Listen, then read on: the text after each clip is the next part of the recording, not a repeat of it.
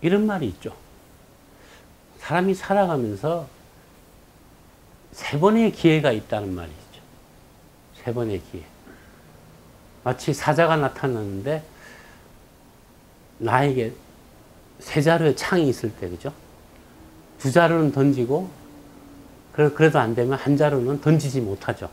한 자루 가지고 싸워야 되니까요. 세 번의 기회가 있는데 한 번의 기회만 잡으면 된다. 뭐 이런 말이 있죠. 참, 그런 말 들으면 좀 가슴이 쫄깃하죠, 그죠? 나에게 세 번의 기회가 주어질 건가? 뭐 그런 생각들을 하죠, 그죠? 인생에는 세 번의 기회가 있다. 예전에 저희 아버님도 저한테 그 말씀을 어릴 때 해주셨어요. 세 번의 기회가 있다. 사실은 별로 동의하지 않습니다. 따지면 늘 기회가 있는 거고요. 문제는 이제 그것이 기회인 줄 아느냐, 찬스인 줄 아느냐, 뭐 그런 거죠. 이제 살면서 이렇게 세 번의 기회.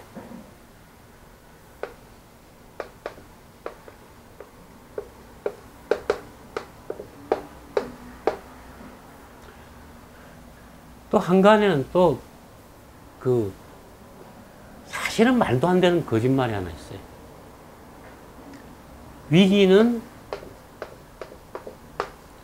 위기에서 기자가 기회의 기자니까 위기가 뭐 잘하면 기회가 된다. 뭐 이런 말 있죠. 이건 정말 참 문법도 안 되는 틀린 말입니다. 위기라는 말은 위태로운 상태를 말하는 거고요. 기회라는 것은 뭔가 내가 잘하면은 성공할 수 있는 상태를 기회라 그러죠. 이 기자란 말을 공유한다고 해서 위기가 기회다. 참. 위기는 문자 그대로 위기고요. 상황이 어렵다는 뜻입니다. 근데 굳이 이걸 좋게 해석하려면 상황이 어려울 때 사람이 잘 대처하고 지혜롭게 행동하면은 오히려 그것이 좋은 찬스가 될 수 있다. 뭐 그 말은 틀린 말이 아니죠. 그게 그죠? 뭐 좋은 찬스가 될 수 있다. 뭐 이런 말을 하는데 그죠? 제가 운명학에 대해서 관심을 갖게 된 동기 중에 하나가 이런 말들이죠. 세 번의 기회가 있다. 어린 마음에 그죠? 고등학교 때예요.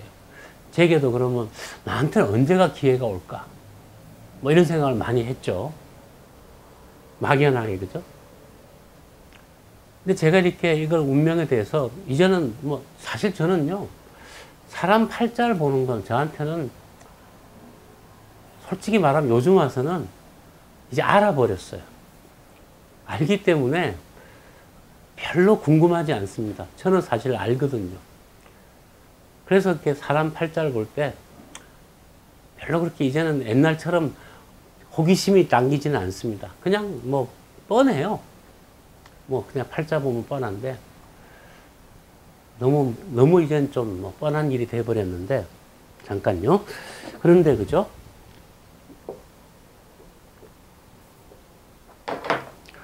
보니까 기회라는 건요. 물론 우리가 살면서 크고 작은 많은 기회들이 있죠. 찬스가 있죠. 그죠? 그런데 인생에서 보니까요. 큰 기회는, 큰 정말 찬스는 인생에서 보통 한 번 있습니다.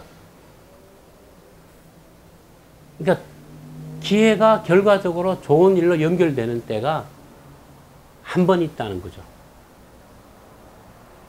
나는 불안해서 막 그렇게 그죠? 상황 속에서 하지만 그 어느 타이밍이 있어요. 그 타이밍에서는 무조건 결과적으로 잘 될 수 있는 그런 기회가 아니라 당첨권이 하나 있어요. 우리는 그때 그것이 마치 그죠? 당첨됐다는 사실을 모르지만 당첨권이 하나씩 주어져요. 저는 그걸 인생의 토큰이라고 부릅니다. 토큰. 옛날엔 버스 탈 때 토큰을 썼어요. 토큰이라는 건 동전 같은 건데 하여튼 그죠? 그 토큰을 내밀면 뭐 통과되는 토큰.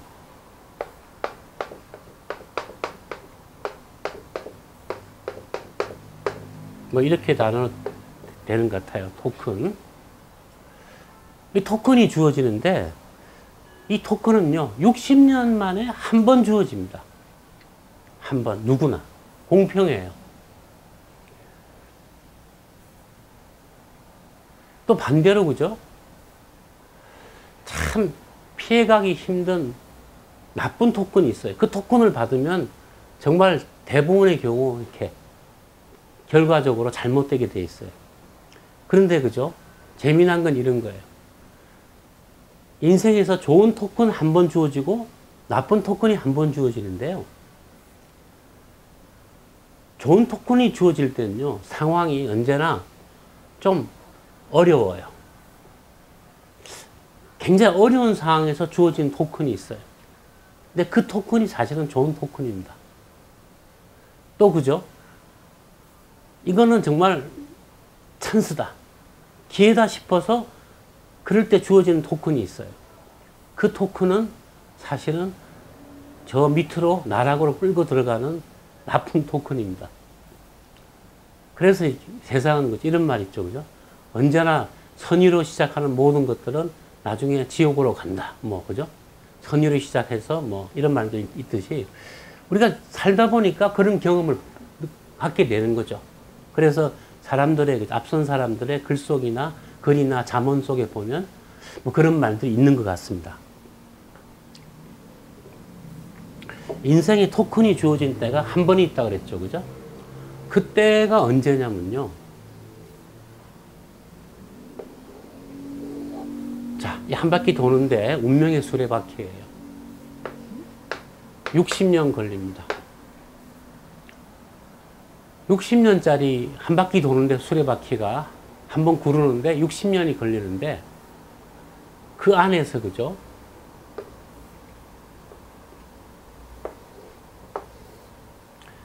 이 제가 흔히 말한 입춘, 운명의 60년 순환에서 가장 바닥점에서 이렇게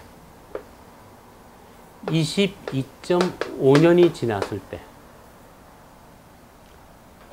이때가 이제 우리가 1년에 비교해서 말하면 하지라고, 6월 22일경에 오는 때가 하지죠. 하지의 운에 그 토큰이 주어집니다. 60년에 한 번 오는 토큰이죠. 반대로 나쁜 토큰은요, 그 반대 30년이 지나서 12월 22일경에 동지라고 있죠. 동지. 이때 어떤 토큰을 받으면 망하는 길입니다. 이때 토큰을 받으면은 정말 무조건 된다. 이 말은 무슨 얘기냐면요. 누구나 그죠? 운세가 하지가 됐을 때 어떤 일을 과감하게 시도하면은 100% 성공합니다. 그때 그 사람이 가진 목표가 뭐 나름 있겠죠. 그죠? 다 자기 능력껏 하는 거니까 나는 집 한 채 마련하는 게 소망이다. 그러면 집 한 채가 주어지고요. 나는 사업에서 뭐 그럭저럭 먹고 사는 게 소원이다. 그러면 그 사업이 그렇게 돼요. 제가 가끔 얘기하는 빌 게이츠 있죠. 빌 게이츠. 마이크로소프트에. 빌 게이츠가 지금은 운세가 그죠. 지금 어디쯤 와 있냐면 바닥에 이 근처에 헤매고 있어요. 그래서 뭐 놀고 있죠. 그냥. 돈이 많으니까 그냥 뭐 놀고 있어요. 그 사람 운은 지금 바닥이고요. 빌 게이츠가 사업을 시작한 게 1975년입니다. 이때가 뭐냐면 빌 게이츠의 바로 이때입니다. 하지입니다. 빌 게이츠는 55년생이지만요. 52년이 입춘 바닥이었습니다. 22.5 더하면 그죠? 뭐 74 되겠죠, 그죠? 5를 더하니까 본이 0.5, 75년에 사업을 시작했어요. 바로 을묘년인데, 저는 빌 게이츠는 항상 대단한 사람이라 보는 게, 딱 30년 지나서 사업을 접었어요. 은퇴를 해버렸어요. 하지에 시작하고 동지에 그만둔 사람입니다. 이런 사람을 저는 본 적이 빌 게이츠 말고는 없어요. 근데 빌 게이츠가 어떻게 그렇게 그만둘 수 있었느냐? 저는 하지에 시작한 것도 대단하지만요, 그죠? 누구나 하지에 시작할 수는 있어요. 그런데 대단한 거는 동지에 나쁜 토큰이 올 때 빌 게이츠는 자신한테 정직했던 겁니다. 난 더 이상 이제 이루고 싶은 큰 욕망도 없고 열정도 없다. 더 이상 내가 사업을 하는 것은 내 스스로를 속이는 일이다. 라는 것을 갖다 사실은 느끼고 있던 거죠. 그래서 2005년에 75년에 시작해서 2005년 30년 만에 딱 그냥 은퇴해 버렸어요. 나아갈 때와 물러설 때 정확하게 알았던 거죠. 보통 우리는요, 이때가 되면 물러날 때 됐는데 못 물러나는 사람이 대부분이에요. 왜 그러냐면요, 그 사이에 자기 인생을 잘 관리하지 못하다 보면 보통 그죠, 나쁜 토큰이 올 때 어떤 상황이 되냐면 이런 겁니다. 지금 내가 좀 뭔가 어려워요. 그 전에 좀 실수를 해서. 그래서 뭔가 승부수를 던지고 싶은 마음이 들어요. 나쁜 토큰은 어떻게 오냐면요, 자, 승부수 한번 던져봐. 잘하면 될 거야. 라고 하는 그런 식으로 상황이 만들어집니다. 그래서 보통은 그 나쁜 토큰을 갖다 받아들여요. 빌 게이츠는 뭐냐? 그 전에 상황이 나쁘지가 않았어요. 뭐 돈도 많고 사업도 충분히 성공했고. 그러니까 그죠? 그 전에 잘했기 때문에 빌 게이츠는 2005년에 가서 승부수를 던지지 않은 대신에 그 일에서 손을 떼버렸어요. 은퇴를 해버렸어요. 그 앞에 상황을 자기가 잘 관리해 온 거죠. 하지라고 하는 것은요, 이건 누구나 마찬가지입니다. 그래서 그죠, 우리나라 같은 경우 1986년에서 7년 사이가 우리 국군의 하지입니다. 그때 우리나라 경제가 급성장을 했어요. 그 당시로서는 엄청난 급성장이지만 돌이켜보면 그 당시에 우리가 너무 힘들었기 때문에, 규모가 작았기 때문에 폭발적인 성장을 했지만요, 아무튼 그때는 대단한 거였거든요. 근데 그때 또 마침 그 무렵에 독재 정권을 맡고 있던 노태우 대통령이, 그때는 노태우 후보였죠, 6.29 선언을 하면서 우리 헌법에 직선제 헌법을 받아들였어요. 그게 유명한 87년, 그죠? 그래서 시민들이 데모를 하고, 그 데모하는 모습을 보면서 그 당시에 그 전두환, 노태우 그 군부 세력들이 순순하게 물러갔어요. 그 뒤로 그 사람들은, 많은 사람들은 불안해했어요. 혹시 다시 또 뭐 군사 쿠데타를 도모하지 않을까 그랬는데, 저는 전두환과 노태우 그 양반들도요, 우리 역사에 공이 있다 보는 게, 그 사람들이 상당히 깨끗하게 순순하게 물러가고 나중에 감옥도 가고 뭐 이렇게 했지만 그죠, 물러갔다는 거예요. 또 시민들의 그런 강렬한 저항이 있었고요. 그래서 그 당시 87년에 그 우리 민주화는요, 정말 두 세력이 나름대로 현명한, 그 집권 세력은 현명하게 판단했고요. 또 우리나라 시민들도 굉장히 강하게 그죠, 주장을 하는 바람에 우리의 민주화는 사실 무혈로, 어떤 면에서는 한국판 그게 무혈혁명입니다. 그 명예혁명이죠. 보통은 그죠, 지금 최근에 베네수엘라 보십시오, 그죠? 네, 저러고 있잖아요. 또 뭐 유혈 사태. 사실 87년 민주화는 대한민국 역사에서 빛나는 승리의 때입니다. 왜 승리냐?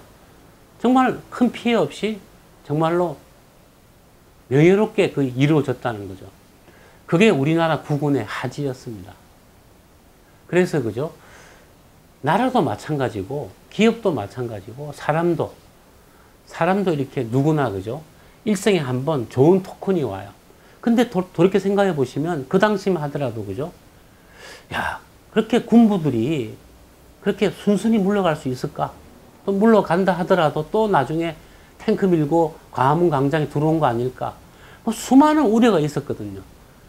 그 저항하던 시민들도 마치 그죠, 노태우가 6월 29일 날 직선제를 받아들인다고 발표했을 때 환호했지만은 굉장히 불안했어요, 사실.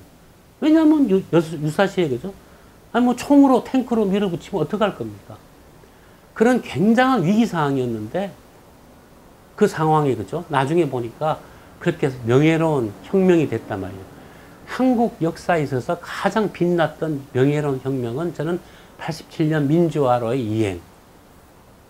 그게 우리 근대사에서 가장 빛나는 순간이라고 저는 보고 있습니다. 근데 다만 그때 사람들은 굉장히 불안했다는 거죠. 행운의 토큰은 그런 불안 속에서 주어지는 겁니다. 그래서 그죠? 가끔 저는 이렇게 상담하다 보면 어떤 사람이 하지가 됐어요. 하지 근처가 됐어요. 제가 막 욱박 질러요. 하라고. 당신이 지금 하고자 하는 것을 그럼 막 자기 불안해요. 뭐 괜찮을까요? 아, 지금 못하면 병신이라고. 네 일생 두고두고 후회하는 지금 토큰이 주어지는 마당에 네가 왜 안 하냐고. 가끔씩 제가 막 욱박 지를 때가 있어요. 상담을 하다가. 그게 뭐냐? 그 사람 운세에 하지가 됐기 때문에 절대 후회 안 할 거니까 하라고. 제가 강력하게 제가 이렇게 밀어붙일 때가 있는데 그게 뭐냐면 그 사람 운세가 하지예요.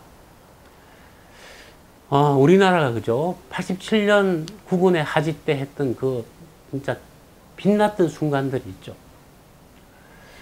다시 그런 기회가 올라오면 저는 60년 뒤라 보거든요.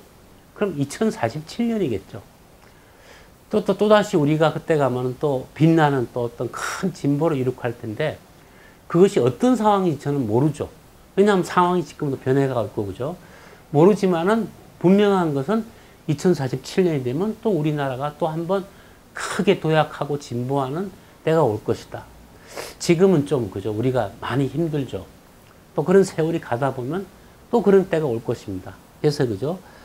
운명의 토큰이 주어지는 때는 하지다. 하지에는 불안하고 초조하지만 걱정도 많지만 저질러라. 일생에서 저지를 때는 60년 만에 한 번 있는데 바로 그때라는 겁니다. 자, 그만하겠습니다.